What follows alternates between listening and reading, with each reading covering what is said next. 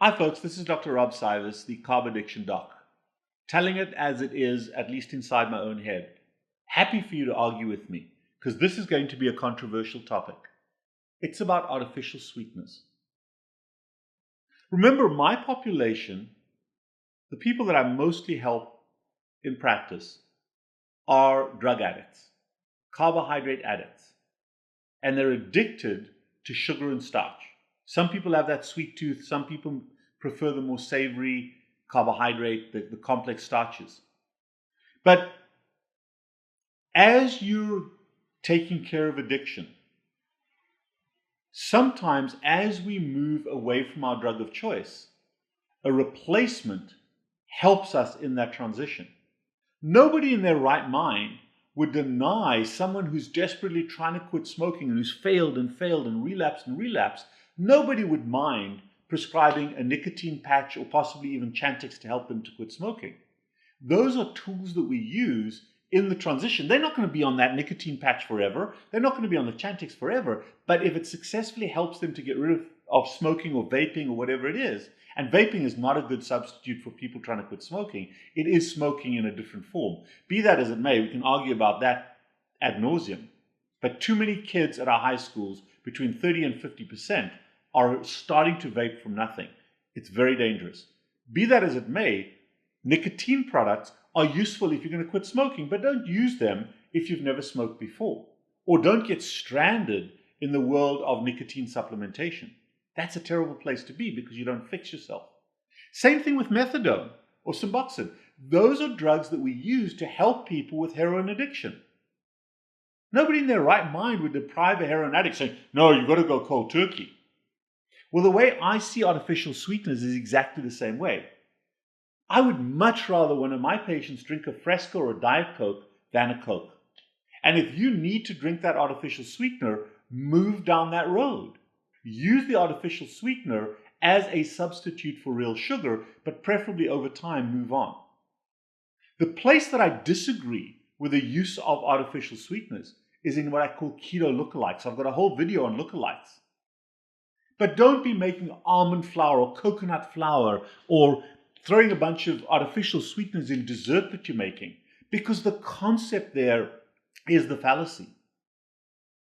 You're preserving something that you eat for your emotional value. A donut never has nutritional value. It's all about this. Keto desserts are all about this. And for an addict, they are trigger foods. Just watch my video that's on the same series about keto lookalikes. But in my fridge, the one place where I have artificial sweeteners is in my fridge, where I may have a Fresca, I may have some unsweet tea with a little bit of phenylalanine. Yeah, it's an amino acid. It can have some harm to it, but it's a hell of a lot better than drinking sweet tea. So the main place that I have my artificial sweeteners is for the transition away from sugary drinks toward non-sugary drinks. I don't put artificial sweeteners in my coffee. I have no problem if you do, if it gets you off sugar. I used to be 4 spoons of sugar in my coffee, and I decided to go cold turkey. Other people can't do that cold turkey. Now, there are 2 real classes of artificial sweeteners. The first one are the sugar reductions, things like stevia that still have some carbohydrates in them. And then the other ones are ones that are pure substitutes, like the phenylalanines. And I have no problem with those. There's some obvious caveats. If it doesn't agree with you, or if it causes you to have a reaction, stay away from it. Some people don't like xylitol. Stay away from it. I'm not a big fan of certain artificial sweeteners. I won't have them. But in my drinks, I do from time to time. Do I drink my regular coffee here all the time? Sure, there's no artificial sweeteners in it. But at night, I may have a Fresca. I may choose to have some Crystal Light. Crystal Light lemonade is a great way to drink a margarita. So there are ways that I will continue to use those. Do they cause me harm? Never been able to measure it. Never measured the harm. Now, I also wear a CGM because, it causes your blood sugar to spike. No, it doesn't. If you're that person who uses an artificial sweetener and suddenly is drinking Coke again, doing crystal meth again, guess what? Have the logical sensibility to stay away from artificial sweeteners. But if you're someone like myself who uses artificial sweeteners to stay away from sugar and carbohydrates, go to it, knock yourself out. So we have to be smart about this. There's not one box that fits everybody. Absolutely nobody that is fat or type 2 diabetic should ever be consuming carbohydrates unless you've overdosed on insulin.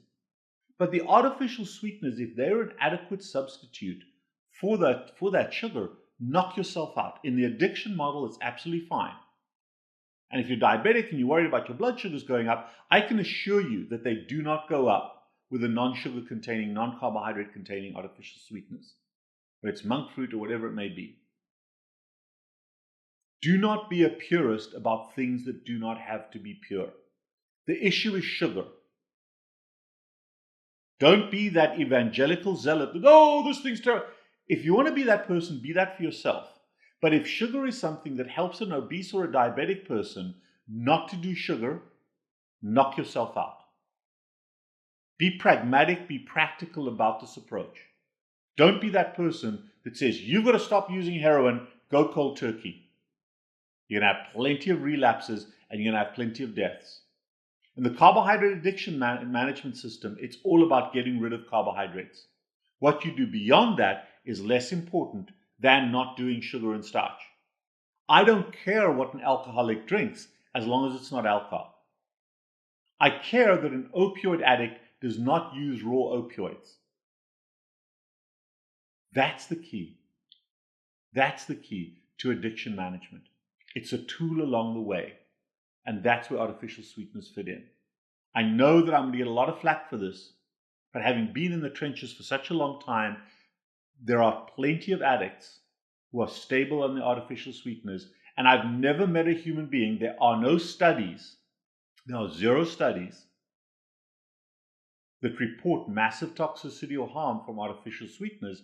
There are millions of studies that report the harm, millions of studies that report the harm of sugar. So until you can bring me positive proof that an artificial sweetener causes massive damage in human beings, even then I'll still argue with you. Because I can show you, for every one study that you have, I can show you 1 million studies of the harm that sugar does. And the goal here is not to be addicted to sugar, or always to be addicted but not to be using. I hope that helps.